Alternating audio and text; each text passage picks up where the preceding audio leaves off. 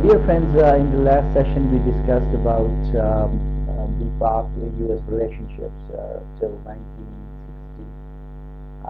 Now we will talk about military dictatorships from 1960 to 1969 and PAK-US relationships. Pakistan joined the US-led military alliance C-term Center in 1954. The United States signed a mutual defense assistance agreement with Pakistan, as we discussed. Um, and we have to see the relationship of US and Pakistan during the time of Ayub Khan, um, uh, when he was in power, and what sort of relationships we had. Um, at that time, the economical aid to Pakistan was increased by the United States through the consortium companies. Booming economy had brought Pakistan a prestige and success of capitalism system in an undeveloped country was widely appreciated. But this was short-lived when Ayub Khan launched the Operation Gibraltar against India, leading to India to declare full-scale war with the West Pakistan. Many civilian bureaucrats, notably Sartaj Aziz, noted that the war with India was an ill-considered decision, and its aftermath that was uncontrollable by Ayub Khan. The economy and the foreign policy requirements are not fully consistent, and in fact they were rapidly falling out of line after the operations were launched. The United States placed embargo on Pakistan, both military and economical, that led to the collapse of Pakistan's economy. The war with India came with an economic cost for Pakistan, which lost $500 million it had coming from the consortium of Pakistan to the United States. Ayub Khan could not suffer the aftermath and fall from the presidency after surrendering the presidential power of Army Commander General Yahya Khan in 1969. Escalating the further crisis, the country was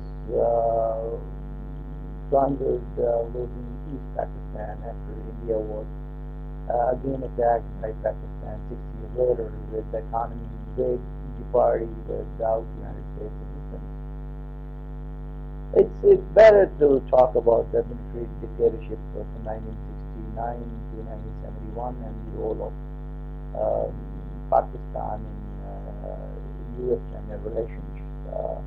In 1971, Pakistan helped the United States to make preparations for the President Richard Nixon for his historical visit to the People's Republic of China. President Nixon and Henry Kissinger used Pakistan's relationship with China to start secret contacts with China, which resulted in Henry Kissinger's secret visit to China in July 1971 while he was in Pakistan. Nixon relayed message to Yahya, arguing him to restrain Pakistani forces. His objective was to prevent a war and safeguard Pakistan's interest, though he feared an Indian invasion of West Pakistan that would lead to Indian domination of the subcontinent and strengthen the position of the Soviet Union. Similarly, Yahya Khan feared that an independent Bangladesh could lead to disintegration of Pakistan. Indian military support for Bengali guerrillas led to war between India and Pakistan. The United States was secretly encouraging the shipment of military equipment from Iran, Turkey, and Jordan to Pakistan, reimbursing those countries despite congressional objections. The U.S. used the threat of an aid tariff to force Pakistan to back down, while its continued military aid to Islamabad prevented India from launching incursions deeper into the country. Near the end of the war, and fearing Pakistan's defeat by the joint forces of Mufti Bani and Indian forces, Nixon ordered USS Enterprise into the Indian Ocean. although it was never used for actual combat during Russian response. Pakistan also felt that the U.S. arms embargo affected Pakistan more than it affected India. The United States deployed the Task Force 74 of the United States 7th Fleet when it became apparent that Pakistan was losing the war. At the height of the Vietnam War, the enterprise led the Task Force 74 and was seen as a show of force by the United States in support of the BWS Pakistan forces. The Task Force 74 was forced to withdraw, and the Soviet Union dispatched a large fleet to support India, as well as nuclear submarines armed with the nuclear missiles. Declassified CIA intelligence documents stated that India intended to dismember Pakistan and destroy its armed forces. Possible loss of U.S. ally in the Cold War. The United States can afford to lose. Nixon termed India as a Soviet stooge before ordering their enterprise to lead the Task Force 74. In an assessment completed by the U.S. India with the full backing of the Soviet Union can tackle Pakistan without anybody doing anything. Nixon sent a strong message to the Soviet Union, urging regions to stop India from dismembering and disintegrating the state of Pakistan. From assistance, in Nixon's words, in the strongest possible terms to restrain India, with which Soviets have great influence, and for whose actions you must share responsibility. It's better we should, while discussing this, to discuss the era, the democratic government from 1971 to 1977 in Pakistan. As a result of 1970 elections, Zulfikar Ali Bhutto, a charismatic democratic socialist, became president from 1971 to 1974, and later prime minister in 1974. The period is seen as a quiet Cold War, with Pakistan was administered under democratic socialists led by Zulfikar Ali Bhutto. His socialist idea favored the communist idea, but never actually allied with communism. And although Pakistan would focus on movement of non-aligned countries, building closer ties with Soviet bloc, the Soviet Union. Meanwhile, Bhutto tried to maintain a balance with the United States, but such attempts were repelled by the United States. Bhutto opposed the ultra-leftism concept, but was a strong proponent of left-wing politics, which the U.S. had opposed in Pakistan from the very start. Although Richard Nixon enjoyed firmly strong relations with Bhutto and was a close friend of Bhutto, the graph of relations significantly went down under the presidency of Jimmy Carter.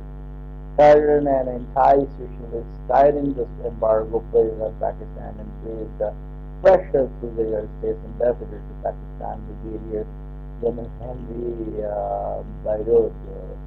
The socialist orientation and the proposed left-wing theory had badly upset the United States, further flinging the bow toes in the United States as creating Pakistan's loss as an ally in the Cold War.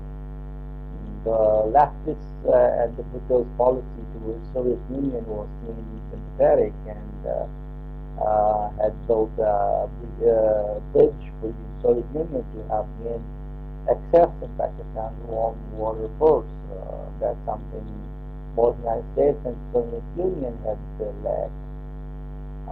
During the course of 1976 presidential election, Carter was elected as U.S. president, and his very inaugural speech, Carter announced the determination to see the ban of nuclear weapons with Carter's elections. Bhutto lost all links to United States administration. He had to President Nixon. Bhutto had to face the embargo and pressure from the American president, um, who was totally against the political objectives which Bhutto had set for his upcoming future plans.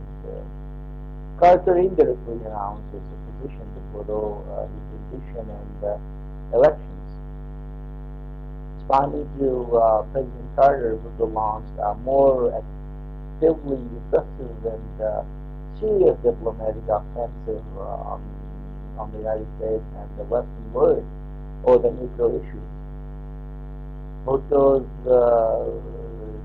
demagogic action on nuclear issues for the United States, particularly Carter, who found it extremely difficult to counter Bhutto on defensive position at the United Nations. While India and Soviet Union were pushed aside when Bhutto attacked Indian nuclear program, algorithmic later program based on nuclear proliferation,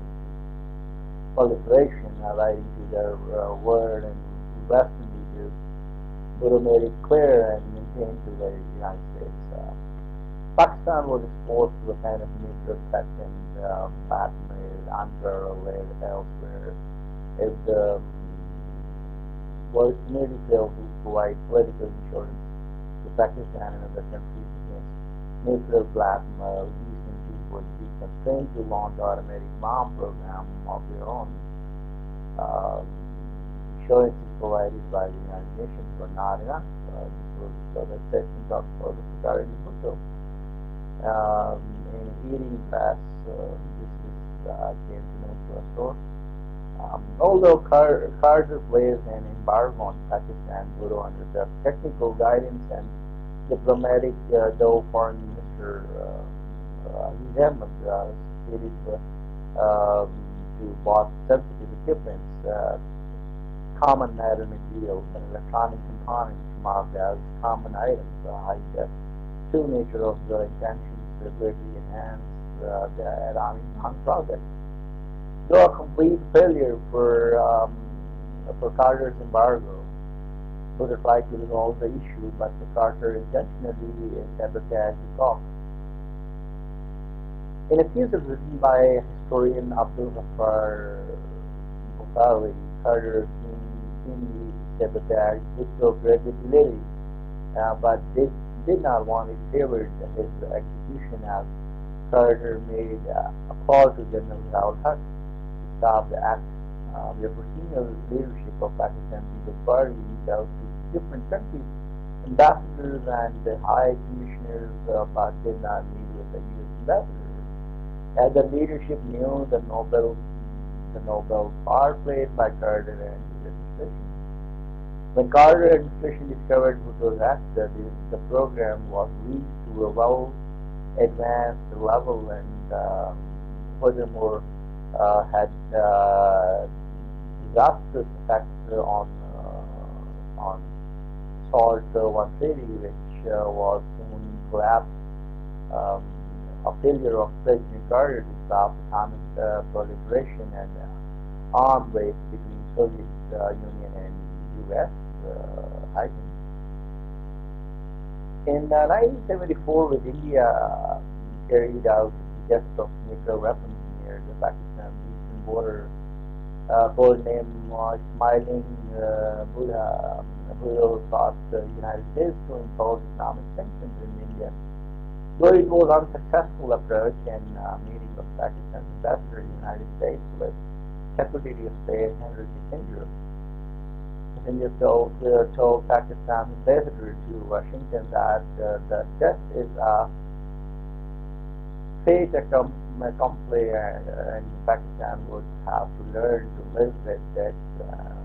Although he was aware of this is a little rough on Pakistanis. In 1970s, the ties were further served with Bhutto as Bhutto had continued to administer the research on weapons, and in 1976, in a meeting with Bhutto and Kissinger, Kissinger had told Bhutto that if you Bhutto, do not cancel or modify or postpone the reprocessing plant agreement will make a horrible example for you. The meeting was managed by Bhutto as he had replied, for my country's sake, for the sake of the people of Pakistan, I did not succumb to that blackmailing and threats. After the meeting, Bhutto intensified his nationalization and industrialization policy as well as aggressively taking steps to spur scientific research on atomic weapons and atomic bomb projects. Bhutto tried the construction of child weapon testing laboratories while United States opposed the action and predicted that it will lead to a massive and destructive war between India and Pakistan in the future. The atomic bomb project became fully mature in 1978, and first full test was conducted in 1983. Bhutto called upon Organization of Islamic Conference, OIC, in order to bring Muslim world together after months. The pro-United States Muslim nation, then United States itself, took the promised step, and Bhutto was declared as a corrupted one, and as a result, Bhutto was hanged in 1979. So this was this ended with the time Bhutto, and after that another thing comes up is the military dictatorship from 1977 to 1988. In 1979, a group of Pakistani students were in the American Embassy in Islamabad to ground killing two Americans as direction to Grand Mosque Theater, citing the U.S. involvement. The killing was a lie started by Iran. This is what the media tells. Different people have different opinions. After the removal and death of Bhutto, the Pakistan ties with the United States were better and improved. On December 24, 1979, the Soviet 14th Army crossed border rolling into Afghanistan. President Carter issued his doctrine. The features offered the creation of Rapid Development Force, RDF, increasing the deployment of the United States naval forces, Central Command, a collective security framework in the region, and commitment to the defense of Pakistan by transfer of significant amount of weapons and monetary. Following the Soviet invasion of Afghanistan, the intelligence communities in Pakistan and the United States ran multi-billion-dollar worth operation that want to support the communist regime as well as defeating Soviet in Afghanistan. Throughout the military regime of the General Haftar's ties and relations were promoted at its maximum, and the United States had given billions of dollars of economical and military aid to Pakistan. The Soviet invasion of Pakistan in December 1979 highlighted the common interest of Pakistan and the United States in opposing the Soviet Union. In 1981, Pakistan and the United States agreed on a $3.2 billion military and economic assistance program aimed at helping Pakistan deal with heightened threats to security in the region and its economic development needs, with U.S. assistance in largest covert operation in history. Pakistan armed and supplied anti-Soviet fighters in Afghanistan. So this was the period when we saw the Russian and Afghan war. In 1980, Pakistan agreed to pay $658 million for 28 F-16 fighter jets from the United States. However, the U.S. Congress froze the deal, citing objections to Pakistan's nuclear ambitions under the term American cancellation. The U.S. kept both the money and the planes, leading to angry claims of theft by Pakistanis. Um, when we talk about that period and the time when Carter was there, we have seen that initially Carter offered Pakistan 325 million in aid over 3 years. They are rejected this as peanuts. Carter also signed finding in 1980 that allowed less than $50 million a year to go to Mujahideen. All attempts were rebuffed. Shrewdly played his cards, knowing that Carter was on his way out and he may get a better deal from the incoming Reagan.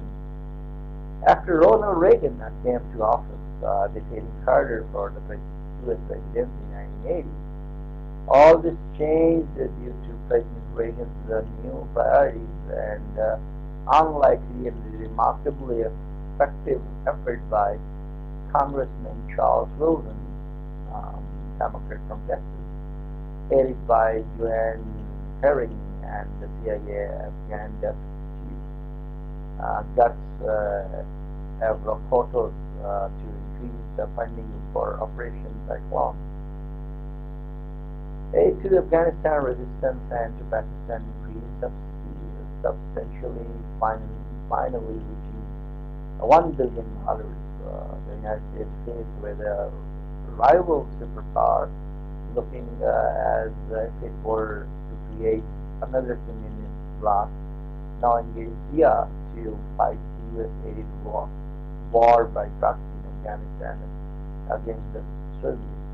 The Reagan administration and the Reagan himself supported Pakistan's military regime. American officials visited the country on a routine basis. The U.S. political influence in Pakistan effectively curbed down liberals, socialists, unionist democracy advocates in the country in 1983, instead advising Zia to hold non-partisan elections in 1985. Then Dr. Abdul Rahman of ISI and William Casey of CIA worked together in harmony and in an atmosphere of mutual trust. The ISI officer Muhammad Yusuf said it was a great blow to the Jihad when Casey died, calling Casey Shaheed. Former CIA director is actually a martyr of Islam. We will talk a little bit in the next session about relations after the Cold War, 1988-1999, and the PAK-US relationships. So at the end, I will request the viewers to send us comments, and I'm requesting all the students, the young students of Pakistan and America, to send their comments, and especially the Pakistani youngsters to send their questions, to send their queries to us at the email address and on the website. And we would love to read your comments and